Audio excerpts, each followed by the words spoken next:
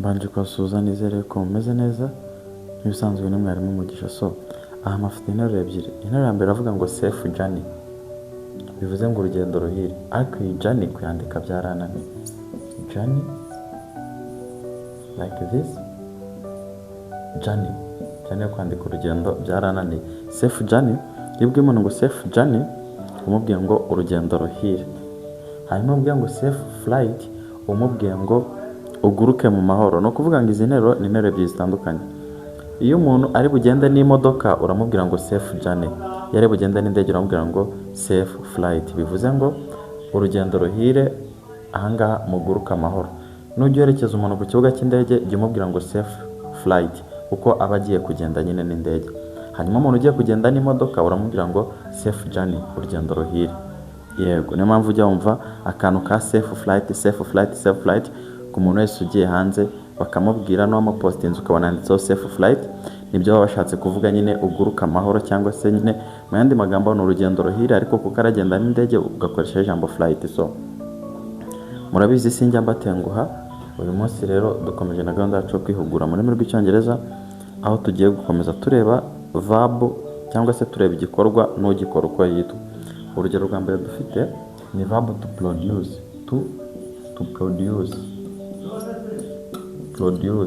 To produce ni ugukora ibintu runaka nyine, guproducing. To produce nyine ni nk'umuntu uba ukora nk'ibintu runaka, wenda nk'umuntu ukora amabuje aba producing buje, umuntu ukora wenda imyenda aba producing imyenda, umuntu ukora amamodoka aba producing amamodoka, umuntu ukora amasakoshi aba producing amasakoshi. Ahubwo uwo muntu to produce ni ugukora ibyo bintu, ahubwo ubikora yitwa ngo iki? Ubikora yitwa producer. Ubikora yitwa producer. Niyo mpamvu mujya mwumva bavuga ngo a music producer, umuntu mu producing imiziki. Niyo mpamvu ujya wumva bavuga ngo a film producer, ubwo ni umuntu producing amafilime, ni umuntu ukora amafilime.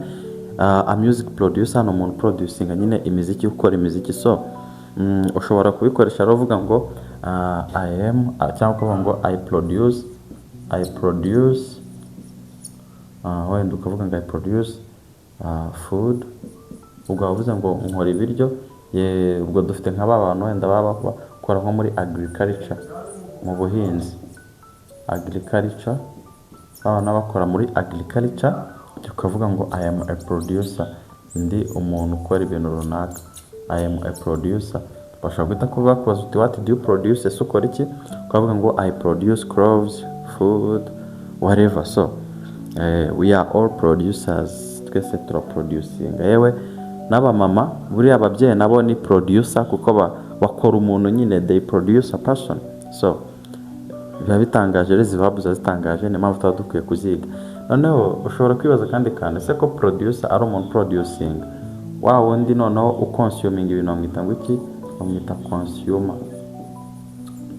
Buriya twese abakiriya ku isoko twitwa aba consumer.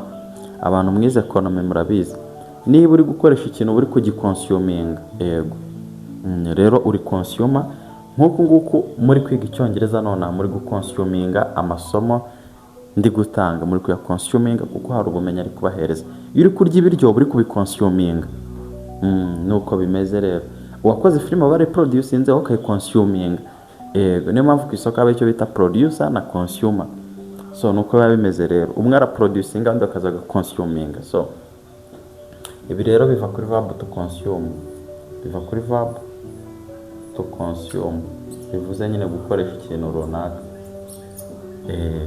To consume ni nko kurya cyangwa gukonsoma nyine ibintu runaka. Reka mfate aka kanya rero mbanze mvugane nawe ushaka kugura igitabo cyagufasha kumenya icyongereza mu minsi 30, dore ko icyo gitabo kirimo ibibazo 200 byifashishwa mu buzima bwa buri munsi, akarimo uburyo bisubiza bimeza ndetse unahakana. Mwaduhamagara kuri iyi nimero 0722940129.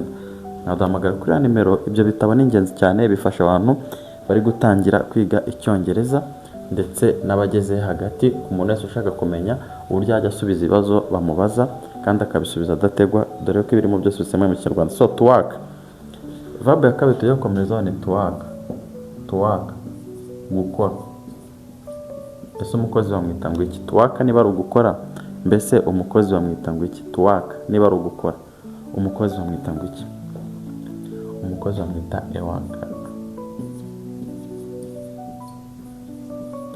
Ushobora kuvuga ngo I am a worker, ukavuga ngo ndi umukozi, I am a worker, ndi umukozi, I am a worker, ndi umukozi.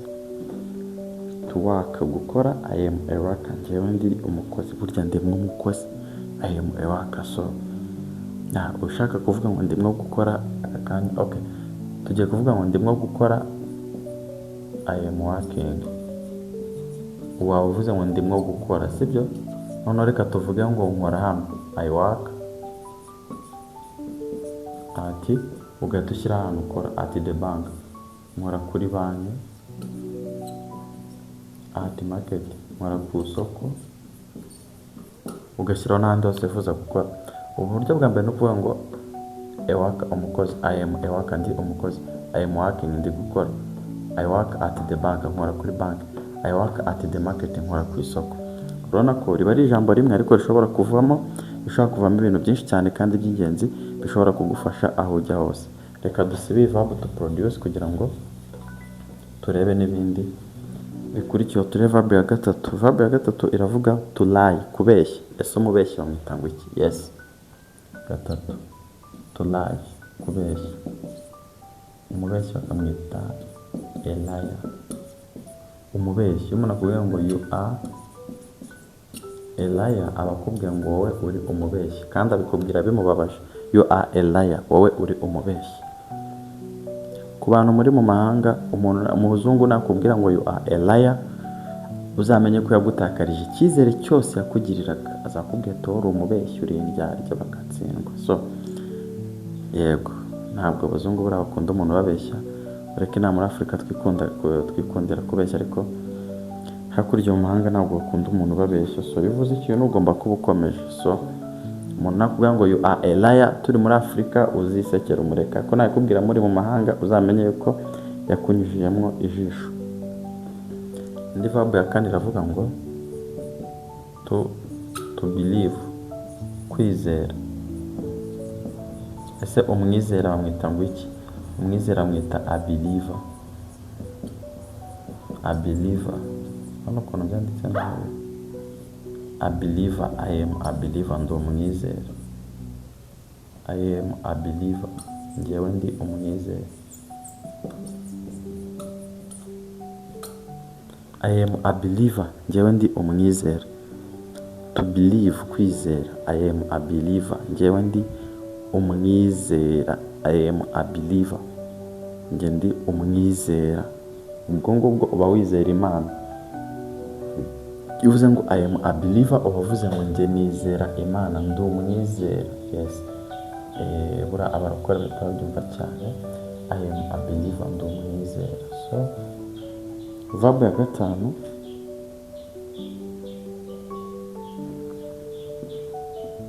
verb ya gatanu irimo to clean. To clean, gukora amasuku, ukora amasuku bakamwita a cleaner. Yes, a cleaner ni umuntu ukora amasuku. Yaba babandi mujya mubona bari gukoropa, bari gukubura mu mihanda, abakoropa y'amazu mukoreramo y'ama office meza, babita aba cleaner mu Cyongereza. Ni ijambo umukirina ryaturutse, ni cleaner mu Cyongereza. So nuko biba bigiye bimeze rero. So reka mbayeho umwaka noneho. Umwaka ni verb ya gatandatu ivuga to cook, guteka. Ubwo murandika ukuntu umutetsi bamwita muri comment. To cook no guteka. Ese umutetsi bamwita ngo iki?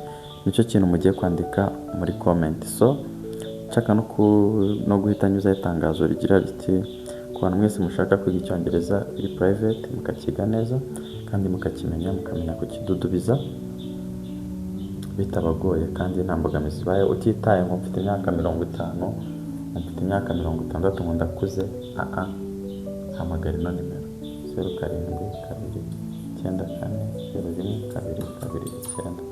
Hamagara iyo nimero turagufasha aho waba uherereye hose mu bice bitandukanye by'igihugu, yaba uri USA, Canada, Europe, Australia, Asia, even in Africa or in Rwanda. Just reach out, we can help you, we might help you to improve your English skills wherever you are. So muduhamagare tubafashe.